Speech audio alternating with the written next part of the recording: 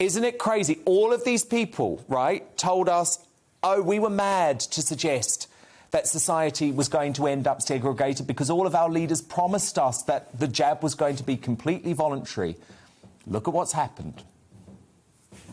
Yeah, I would say I told you so, but I don't like to keep repeating myself. And it's kind of, you know, this is where it's been heading. And I think it's more than dystopian. It's kind of horrific that it's actually gone this far, and people have, up until now, I think, gone along with it and accepted what they've been told to do. And with this, the most horrific thing for me is the fact that some people still think it's acceptable to segregate the unvaccinated people from the vaccinated, even though we all know that people who have been vaccinated, or jabbed, as I prefer to call it, can still catch it, they can still spread it. So there kind of isn't that much difference between the two. Everyone, you can argue for as long as you like about viral load, but you know, one scientist will say this, another one will say that. You know, who do you believe? It seems to be that you have to believe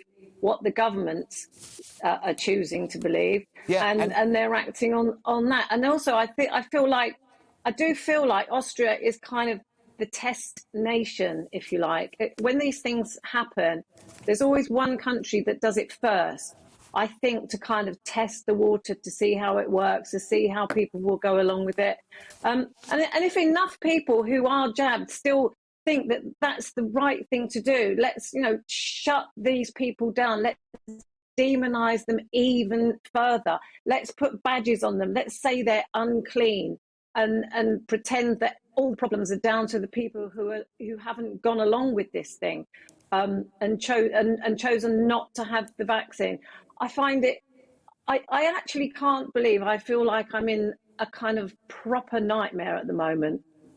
Yeah, well, we saw, didn't we, Jacinda Ardern, you speak about test cases, and I think because she has been the zero COVID proponent of the world and loved by all of the hysterical scientists, I think it was so disturbing and absolutely marked the start of a new phase of this thing, when she actually was asked by an interviewer, you know, oh, it looks like you're segregating society. And she said, yes, we are.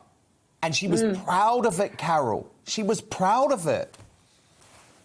I know, they don't even pretend that it's that it's not a good thing, and it's almost as though, I mean, the language coming from Jacinda Ardern and also from Dan Andrews in Melbourne in Australia it's quite unbelievable, really. These people are drunk on power. They're absolutely drunk on power, and it's almost as though there is a hymn sheet. And I hate these kind of, you know, these phrases that people use, but it's almost there is a hymn sheet, and it's starting in test nations, and then it's seeing how far they can go, how they can get away with it.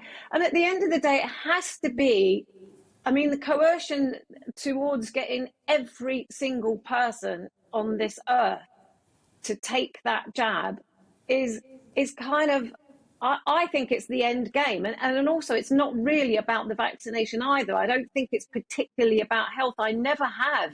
And I've been kind of cancelled for saying that in the past. And that's because you think it's this push towards some sort of biosecurity state where governments know everything about I do think it's about a control mechanism. Yeah, I think the vaccine passport is, because in some places now you can't even access the places where the jabbed people can go with a test or anything. You have to have exactly. Well, and natural immunity, Carol, is meaningless now. No one cares about natural immunity all of a sudden, which, by the way, is the best form of immunity.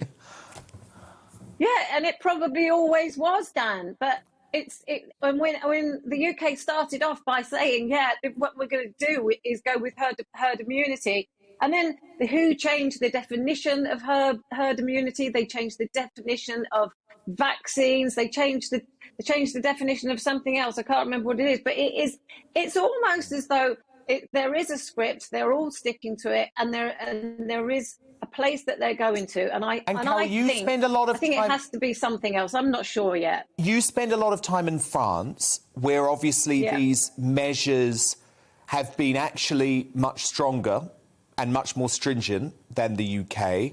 How is the population accepting them? Because in France, I believe you cannot go to a restaurant if you are unvaccinated. No, you can't. But at the moment, you can still go with a test. But I think that I think that might be phased out pretty soon. But the point is, Dan, I think there are a lot of people here in France who have taken both jabs, but still absolutely object to showing a pass to go into a bar or a restaurant or any other kind of place that should be normal activity. And there are a lot of people, I think, around the world who have taken both jabs and in the good faith that it would return us to normality. Now, I think yes, that's when me. You hear those that's people, me, and I'm so mad. Exactly. But you're in that so camp. Mad. There are the other jabbed people who prefer to say that, you know, the people who haven't had the jabs are threatening their freedom. But the problem is everyone who signed up to those jabs in the first place took their own freedom away, because basically everyone's locked in now. You've got the pass, you've got the jabs, you've got to have the booster. The booster program is being rolled out. You know, in Austria, I mean, this is where it's like, get them young. In Austria, they're starting to approve jabs for 5 to 11-year-olds. And those vaccines for those age groups have not even been approved by the EMA yet, the European Medicines Agency. And I just find that's even more horrific. But it's not about health. It's about getting everybody signed up to these jabs so that they can't do anything unless they've got that pass to be able to do it. In France, there's massive resistance. There is massive resistance. You can see it.